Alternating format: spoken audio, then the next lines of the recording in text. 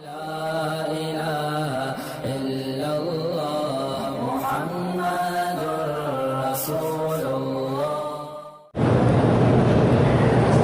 اونٹ کے پیشاب کا جو مسئلہ ہے نا، یاد رکھو یہ بالکل حدیث میں ہے، ٹھیک ہے۔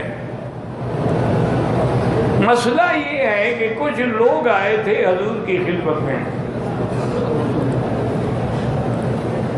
بظاہر وہ اسلام لے آئے، کلمہ بھی پڑھا، لیکن مدینہ منورہ کی جو اور فضا اور موسم ان کو موافق نہ آیا تو ان کے پیٹ بڑھ گئے،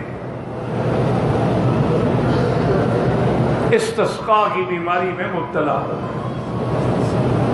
حضور نے حکم دیا کہ ان کو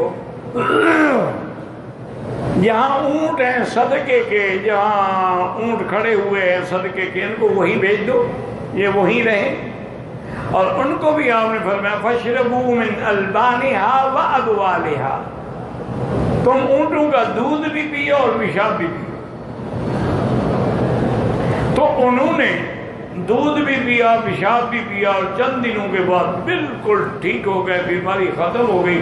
لیکن چونکہ وہ منافق تھے نا بدبخت، قتل الرائی، انہوں نے حضور کے چرواہے کو قتل کیا، اس کی آنکھوں میں بھی خنجر مارے، اور اونٹ جتنے صدقے کے کھڑے تھے وہ بھی بھگا کے لے گئے۔ حضور پاک کو اطلاع ملی تو آپ نے حکم دیا کہ پکڑو انہیں۔ بہرحال صحابہ کی تیز رفتار اونٹوں نے ان کو پکڑ لیا، لے آئے۔ حضور نے حکم دیا کہ ان کی بھی اسی طرح آنکھوں میں سرائیاں گرم کر کے پھیری جائیں جیسے ان نے اس غریب پہ ظلم کیا۔ اب حدیث میں یہ لفظ تو موجود ہے کہ اشربوا من البانہا وابوالہا، کہ اونٹ کا دودھ بھی پئیں اور پیشاب بھی۔ اس لیے امام احمد بن حنبل رحمۃ اللہ علیہ فرماتے ہیں کہ اونٹ کا پیشاب جو ہے آدمی پی سکتا ہے، پاک ہے۔ امام ابو حنیفہ رحمۃ اللہ علیہ فرماتے ہیں کہ حضرت وہ تو ضرورت تھی، بیمار تھے،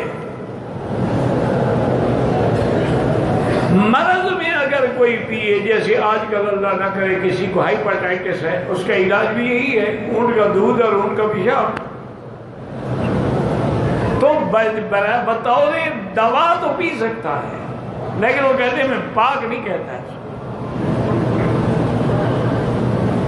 بہرحال حنابلہ کے نزدیک وہ پاک ہے، اور احناف کے نزدیک بطور علاج پی سکتے ہیں، واللہ اعلم۔ زوج اقبال صاحبہ دبئی سے پوچھتی ہیں، کیا بخاری شریف سے یہ ثابت ہے کہ اونٹ کے دودھ اور پیشاب پینے سے کسی بیماری سے شفا ہوگی؟ کیونکہ کسی نے بتایا ہے کہ کینسر کا علاج اس طرح سے کیا جا سکتا ہے، تو کیا یہ جائز ہوگا؟ وہ قبیلے کی شاید کہانی۔ صحیح ہے، بخاری میں رسول اللہ صلی اللہ علیہ وسلم سے یہ بات روایت ہے، حدیث ہے کہ آپ صلی اللہ علیہ وسلم نے، عرانیین قبیلہ تھا جی، ان کو پیٹ کی بیماری ہو گئی تھی، تو آپ نے ان کو اونٹ کا پیشاب پینے کا حکم دیا۔ اشربوا من البانہا و ابوالہا، ایسے الفاظ ہیں کہ اس کا دودھ بھی پیو اور پیشاب بھی پیو۔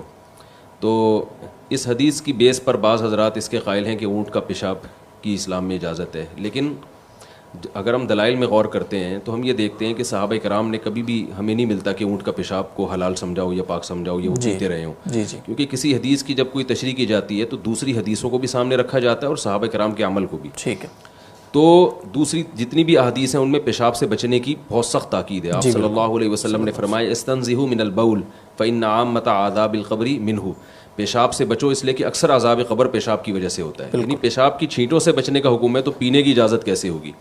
تو ہم دیکھتے ہیں کہ اس کے علاوہ بھی کہیں بھی آپ صلی اللہ علیہ وسلم نے کسی صحابی کو نہ پینے کی اجازت دی، اور نہ صحابہ کرام میں ہم یہ دیکھتے ہیں کہ وہ اونٹ کے پیشاب کو پیا کرتے تھے یا کچھ جائز سمجھا کرتے تھے، بلکہ جیسے دوسرے پیشاب سے بچتے ہیں اسی طرح اونٹ کے پیشاب سے بھی بچا کرتے تھے۔